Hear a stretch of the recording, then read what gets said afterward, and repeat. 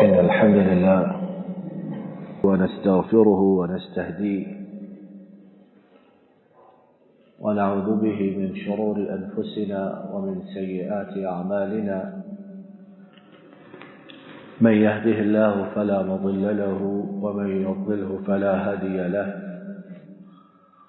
وأشهد أن لا إله إلا الله وحده لا شريك له وأشهد أن محمدا عبده ورسوله صلى الله عليه وسلم اللهم صل على محمد وعلى آل محمد كما صليت على إبراهيم وعلى آل إبراهيم إنك حميد مجيد اللهم بارك على محمد وعلى آل محمد كما باركت على إبراهيم وعلى آل إبراهيم إنك حميد مجيد رب اشرح لي صدري ويسر لي أمري واحلل عقدة من لساني يفقهوا قولي اللهم انفعنا بما علمتنا وعلمنا ما ينفعنا وزدنا علما سبحانك لا علم لنا إلا ما علمتنا إنك أنت العليم الحكيم أعوذ بالله من الشيطان الرجيم بسم الله الرحمن الرحيم من كان يريد العاجلة عجلنا له فيها ما نشاء لمن نريد ثم جعلنا له جهنم يصلاها مذموما مدحورا ومن أراد الآخرة وسعى لها سعيها وهو مؤمن فأولئك كان سعيهم مشكورا ہر قسم کی تعریف و ستائش اللہ رب العالمین کے لیے اور ارب درود و سلام امام الانبیاء قائد المرسلین رحمت دو عالم حضرت محمد رسول اللہ صلی اللہ علیہ وسلم پر اور آپ کے ان صحابہ کرام پر جنہوں نے آپ کی اتباع اور فرمانبرداری کی۔ ابھی ہم نے اللہ کی توفیق سے سورہ بنی اسرائیل جس کا دوسرا نام سورۃ الاسراء ہے اس کی 2 آیات 18 اور 19 کی تلاوت سنی ہے، اور اس میں اللہ تعالی نے دنیا و آخرت کے انسانوں کے نزدیک بہت اہم معاملات انہیں بہترین اور اعلیٰ ترین اور مختصر ترین الفاظ میں بیان کیا ہے،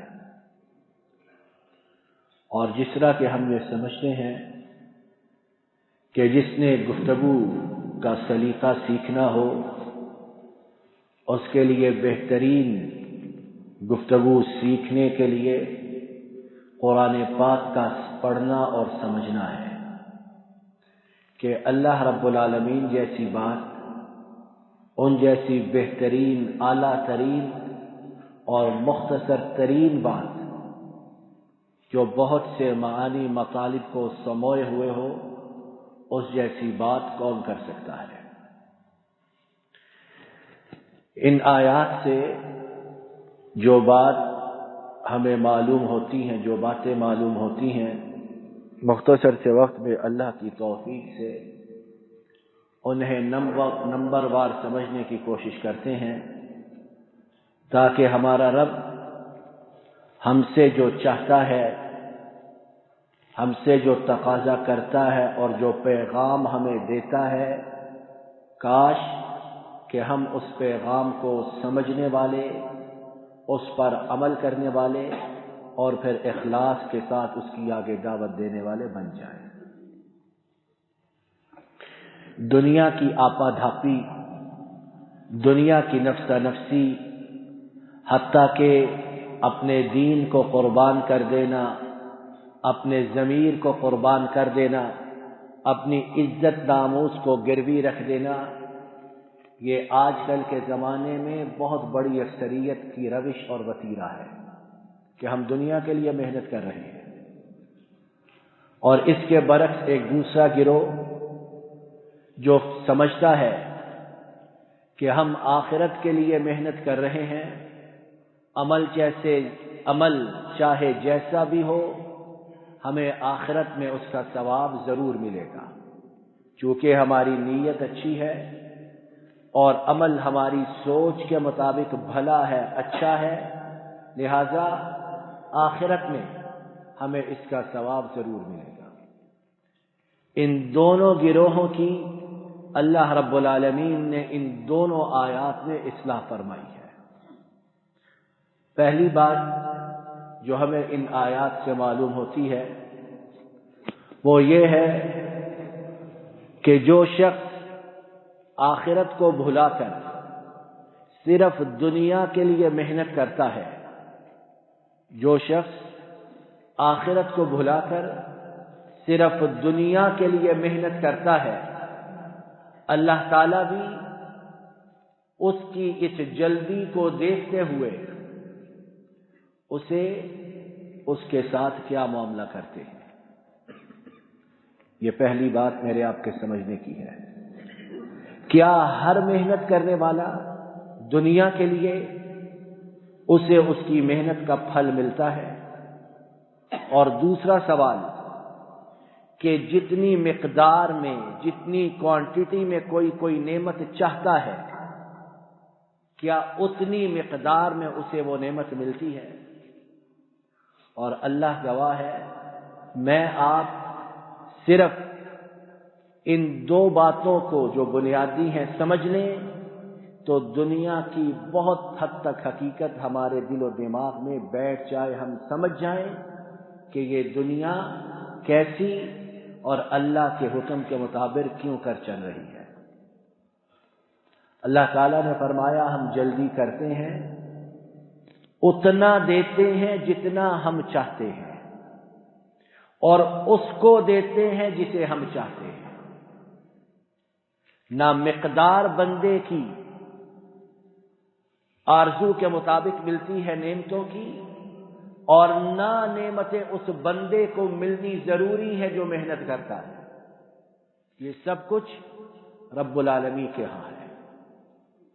تو کیا بات معلوم ہوئی؟ پہلی کہ دنیا کے لیے محنت کریں، کوشش کریں، جد و جہد کریں، سعی، خون پسینہ جائز حدود میں ایک کریں، لیکن ہمیشہ ذہن میں یہ ہو کہ چیزیں ملنی، نعمتیں ملنی میرے قوت بازو پر نہیں، میرے قوت و بازو پر نہیں، میری عقل کل پر نہیں، میرے وسائل کے مطابق، میری تمنا آرزو کے مطابق نہیں، بلکہ وہی ہونا ہے جو رب العالمین نے تقدیر میں لکھ چھوڑا اور جس کے متعلق لکھا اسے ہی کو ملنا ہے۔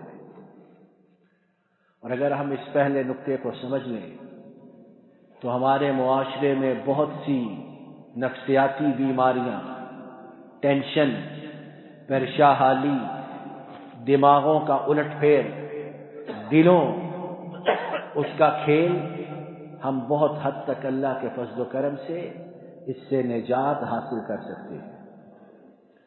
کیوں؟ کہ جب ہم یہ بات سمجھ لیں کہ ملنا سب کچھ رب ان کی طرف سے مقرر کردہ تعداد کے مطابق اور اس ہی کو جس کے لیے لکھا گیا ہے، تو پھر ہم کاہے کے لیے پریشان ہوتے ہیں؟ پھر ہم کاہے کے لیے شکوہ شکایت کرتے ہیں؟ کاہے کے لیے زمانے کو روتے ہیں؟ کاہے کے لیے لوگوں سے گالی گلوچ لعن و طعن کرتے ہیں؟ کہ جب سب کچھ لکھا جا چکا ہے تو پھر اس میں کسی اور کا عمل دخل نہیں ہے۔ دوسری بات جو میرے آپ کے سمجھنے کی ہے وہ یہ ہے کہ دنیا میں رہتے ہوئے مسلمان، کافر، سب کو اللہ تعالیٰ نعمتیں عطا کرتے ہیں۔ بہت سے لوگ یہ سوال کرتے ہیں کہ فلاں کافر ہے، مشرک ہے، حتیٰ کہ اللہ کا بہت بڑا دشمن، اعلانیہ دشمن۔ اور اگر مسلمانوں میں دیکھیں تو بہت سے ایسے جو نماز روزہ کوئی تعلق نہیں، لیکن اللہ کی رحمتیں وافر ہیں، تو ہم اتنی نمازیں پڑھنے والے، ہم اتنی عبادت کرنے والے، ہمارے لیے تو کچھ نہیں۔ اور وہ دیکھو اللہ کو اعلانیہ برا بھلا کہتا ہے، معاذ اللہ، لیکن اس پر نعمتوں کی بھرمار ہے۔ تو کیا جواب ہے اس کا؟ دوسرا نقطہ ہمارا، اس کا جواب یہ کہ ایسے لوگوں کے لیے صرف دنیا ہی میں ہے سب کچھ، آخرت میں ان کا کوئی حصہ، ان کے لیے کوئی صلہ، ان کے لیے کوئی جزا نہیں۔ اور دنیا کی کیا بات ہے؟ جس طرح کہ ہم پہلے بارہا سن چکے ہیں کہ اللہ کے نزدیک دنیا مچھر کے ایک پر سے بھی زیادہ ہلکی ہے، کوئی حیثیت نہیں۔ تو اللہ دنیا میں کافر مسلمان سب کو عطا کرتے ہیں، اور ہماری پیدائش کا جو مقصد ہے کہ انسان کو امتحان میں ڈالا گیا، اگر کافر کا، مشرک کا اللہ کا رزق بند کر دیا جائے، نعمتیں بند کر دی جائیں، تو گویا اس آزمائش اور امتحان کا مقصد ختم ہو جاتا ہے۔ امتحان آزمائش کا نتیجہ کب نکلنا ہے؟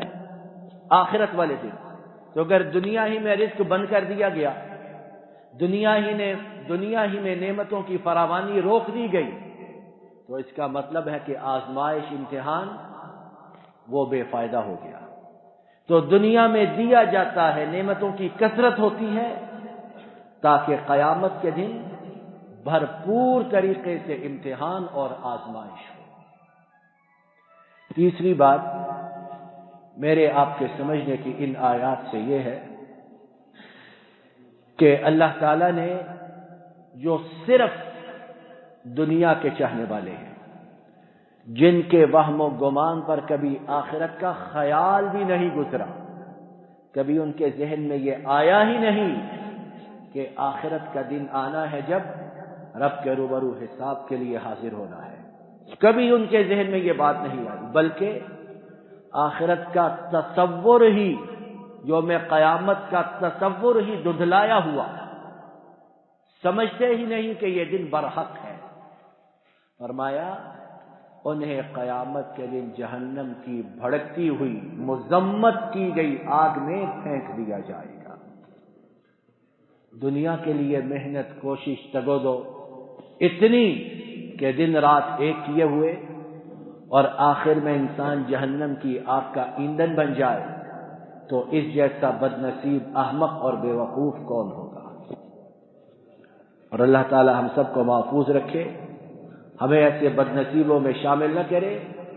ہم میں سے ایک اچھی خاصی تعداد وہ اسی راستے پر گامزن ہے، دنیا دنیا دنیا، اور آخرت کو اس طرح بھولے ہوئے، اور اسی لیے گناہوں کی بھرمار ہے، اسی لیے جرائم کی کثرت ہے، اسی لیے اللہ کی نافرمانیوں سے زمین لبریز ہے کہ آخرت کا تصور ذہنوں سے محو ہو چکا ہے۔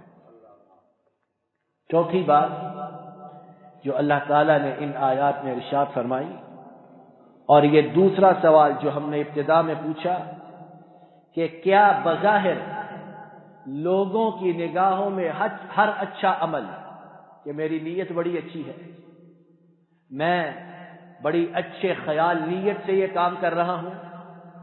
اب آئیے اس دوسرے سوال کی طرف، اور یہ ہماری گفتگو کا چوتھا نقطہ۔ کیا فرمایا اللہ نے؟ وَمَنْ أَرَادَ الْآخِرَةَ وَسَعَى لَهَا سَعْيَهَا وَهُوَ مُؤْمِنٌ۔ تین شرطیں ہیں بنیادی۔ آخرت میں اگر کامیاب ہونا ہے، چوتھی بات، چوتھا نقطہ، آخرت میں اگر کامیاب ہونا ہے، آخرت میں اپنے اعمال، اپنے افعال، اپنے کردار گفتار کا صلہ پانا ہے، تو تین شرطیں ہیں، اور جب تک یہ تینوں شرطیں نہیں ہیں، اس وقت تک انسان کا کوئی بھی عمل جو آخرت کے لیے وہ کرتا ہے اللہ کے نزدیک بے وزن اور بے قیمت ہے۔ پہلی شرط کہ اخلاص ہو اللہ کے لیے، اس میں نمود و نمائش، ریا، دکھلاوا، لوگوں کی خوشنودی، کوئی مذہبی، سیاسی، سماجی مصلحت، مقصد ہرگز نہ ہو۔ بالکل اللہ کے لیے اخلاص کے ساتھ وہ عمل کیا جائے اور اللہ کی خوشنودی انسان کے پیش نظر ہو۔ دوسری بات، دوسری شرط جو اللہ نے آخرت میں عمل کے لیے ضروری قرار دی کہ انسان اس کے لیے اس طرح محنت کرے، اس طرح کوشش کرے جس طرح کہ کوشش کرنے کا حق ہے۔ کیا مطلب ہے اس بات کا؟ اس بات کا مطلب جو مفسرین نے بیان کیا وہ یہ کہ عمل اس کا عین رسول کریم صلی اللہ علیہ وسلم کی سنت کے مطابق ہو۔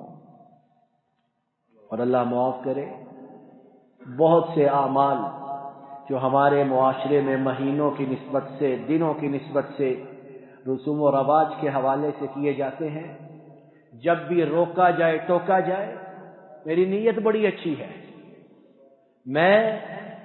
میرا اور یہ میرے رب کا معاملہ ہے، وہ میری نیت کو اچھی طرح جانتا ہے۔ یاد رکھیں، اس طرح کی بے فائدہ باتیں اللہ کے نزدیک کوئی قدر و قیمت نہیں رکھتی۔ کیا معاذ اللہ نے اپنے رسول کریم صلی اللہ علیہ وسلم کو اس لیے مبعوث فرمایا، بھیجا کہ ہم ان کی سنت کو، احکامات کو بائی پاس کر کے اپنی نیت کا سودا بیچتے پھریں کہ ہماری نیت بڑی اچھی ہے، ہمارے خیالات بہت بھلے ہیں۔ جب انہیں بھیجا گیا تو ضروری ہے کہ قدم قدم پر ان کی اطاعت کی جائے، ان کے اسوہ کو اپنایا جائے، اور کوئی شخص چاہے کوئی ہو اپنے کہیں آپ صلی اللہ علیہ وسلم سے اور آپ کے صحابہ سے آگے بڑھنے کی کوشش نہ کرے کہ اگر انہوں نے یہ کام نہیں کیا میں کر لوں تو مجھے بڑا ثواب ہو جائے گا۔ بد نصیبی ہے یہ کہ حضرت محمد الرسول اللہ صلی اللہ علیہ وسلم سے آگے بڑھنے کی کوشش کی جائے۔ تو دوسری شرط ہمارے چوتھے نقطے کی کہ انسان آخرت کے لیے اس طرح کوشش کرے جس طرح کہ کرنی چاہیے، اور وہ کیا ہے کہ عمل سنت کے عین مطابق ہو۔ اور تیسری شرط جو اللہ تعالیٰ نے اس آیت کریمہ میں بیان کی، وَهُوَ مُؤْمِنٌ، کہ بندہ ہو مومن، ایمان اس کے دل میں راسخ ہو۔ جہاں تک یہ نان مسلم، غیر مسلم، یہودی، عیسائی، مشرک دنیاوی طور پر جو نیکیاں کرتے ہیں، صدقہ ہے، خیرات ہے، چیریٹی ہے، مہمان نوازی ہے، بیمار پرسی ہے، ان تمام کا صلہ انہیں دنیا ہی میں مل جائے گا، آخرت میں ان کے لیے کچھ نہیں ہے، کیونکہ مومن ہی نہیں، ایمان ہی نہیں۔ لیکن ہم اللہ کے فضل و کرم سے جو ایمان کا دعویٰ کرنے والے ہیں، ہمارے لیے ضروری ہے تیسری شرط کے مطابق کہ ایمان ہمارے رگ و پے میں سرایت کر جائے، تاکہ ہم جو کوئی بھی ٹوٹا پھوٹا معمولی حقیر سا نیک عمل کریں وہ اللہ کی بارگاہ میں شرف قبولیت ضرور حاصل کریں۔ تو تیسری شرط جو اللہ تعالیٰ نے آخرت میں کامیابی کے لیے، آخرت میں اعمال کی قبولیت کے لیے بیان کی وہ یہ کہ بندہ ہو مومن۔ پھر کیا ہوگا؟ پانچواں نقطہ ہماری آج کی گفتگو کا ان آیات کی روشنی میں پانچواں نقطہ، فَأُولَئِكَ كَانَ سَعْيُهُمْ مَشْكُورًا، کہ وہی ہیں وہ لوگ جن کی سعی، جن کی کوشش کا شکریہ ادا کیا جائے گا۔ پانچویں بات میرے آپ کے سمجھنے کے لیے کہ جب رب نے اس کوشش کا شکر ادا کرنے کا ذمہ اپنے لیے بیان کیا، اپنے ذمہ لیا، تو وہ شکر کیسا ہوگا؟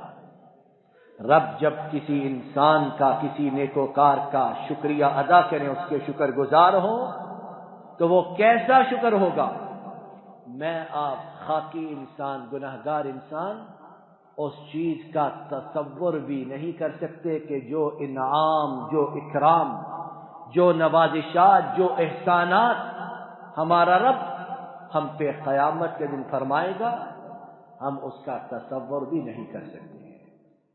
دنیا میں ہم چھوٹا سا کوئی کام کریں، کسی طرف سے، کسی بڑی اتھارٹی کی طرف سے ہمیں کہا جائے کہ آئیے ہم آپ کے شکر گزار ہیں، آپ کا شکریہ ادا کرنا چاہتے ہیں، تو بندہ ذہن میں کتنے خواب سجا کر وہاں جاتا ہے کہ پتہ نہیں کیسا شکریہ ادا کریں گے۔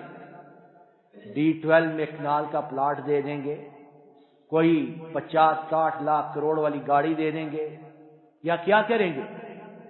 یہ دنیا کی بات، اور پتہ نہیں بندہ جائے تو ایک بالش کے برابر جھوٹا سچا تعریفی سرٹیفکیٹ پکڑا دے کہ یہ تمہارا ہم شکریہ ادا کر رہے ہیں، اور پتہ نہیں جس کے سرٹیفکیٹ پر دستخط ہیں، سرٹیفکیٹ دینے کے اگلے دن ہی کرسی سے اتر کر جیل میں چلا جائے۔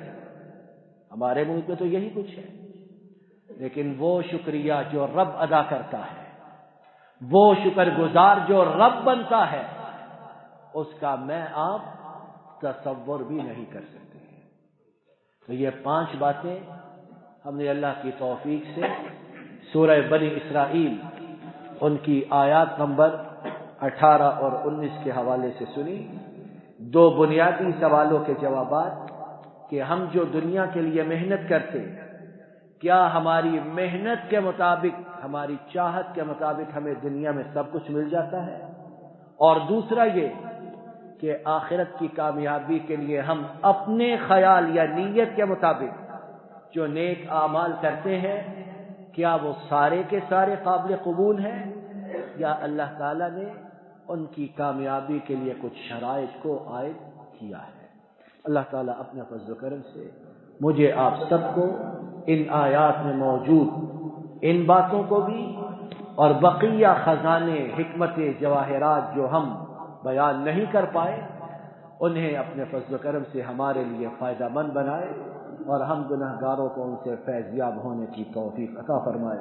وآخر دعوانا الحمد للہ رب العالمین۔ إن الحمد لله نحمده ونستعينه ونستغفره ونستهديه ونعوذ به من شرور أنفسنا ومن سيئات أعمالنا، من يهده الله فلا مضل له ومن يضلل فلا هادي له، وأشهد أن لا إله إلا الله وحده لا شريك له، وأشهد أن محمدا عبده ورسوله صلى الله عليه وسلم. اللهم صل وسلم وبارك على عبدك ورسولك محمد صلى الله عليه وسلم. اللهم أعز الإسلام والمسلمين وأذل الشرك والمشركين ودمر أعداء الدين وانصر عبادك الموحدين. اے اللہ تمام بیماروں کو شفا عطا فرما، بے روزگاروں کو رزق حلال و فراخ عطا فرما، بے ہدایتوں کو ہدایت عطا فرما، بے اولادوں کو نیک صالح متقی اولاد عطا فرما، پریشان حالوں کی پریشانیوں کو دور فرما۔ اے اللہ آنے والے مصائب سے، آنے والی مشکلات سے ہماری حفاظت فرما۔ جن آفات میں، بیماریوں میں، مشکلات میں ہم پھنس چکے ہیں، ان سے ہمیں مکمل طور پر نجات عطا فرما۔ اے اللہ ہمارے ملک کی حفاظت فرما، ہمارے ملک میں امن و امان فرما، ہمارے ملک کے بہی خواہوں کو، ہمدردوں کو سرفراز و سربلند فرما۔ اے اللہ ہمارے ملک سے اس مہلک خطرناک وبا اور بیماری کا مکمل طور پر خاتمہ فرما۔ جو لوگ اس کا شکار ہو چکے انہیں صحت یاب فرما، اور جو محفوظ ہیں اپنے فضل و کرم سے انہیں مکمل طور پر محفوظ فرما۔ اے اللہ تمام کائنات کے مظلوم و مقہور مسلمانوں کی نصرت و تائید فرما، ان پر ظلم و ستم کرنے والوں کو تمام دنیا کے لیے نمونہ عبرت بنا۔ اے اللہ ہماری تمام فریاد و التجا کو قبول فرما۔ ربنا ظلمنا انفسنا وإن لم تغفر لنا وترحمنا لنكونن من الخاسرين. ربنا آتنا في الدنيا حسنة وفي الآخرة حسنة وقنا عذاب النار. سبحان ربك رب العزة عما يصفون والسلام على المرسلين والحمد لله رب العالمين. الحمد لله رب العالمين.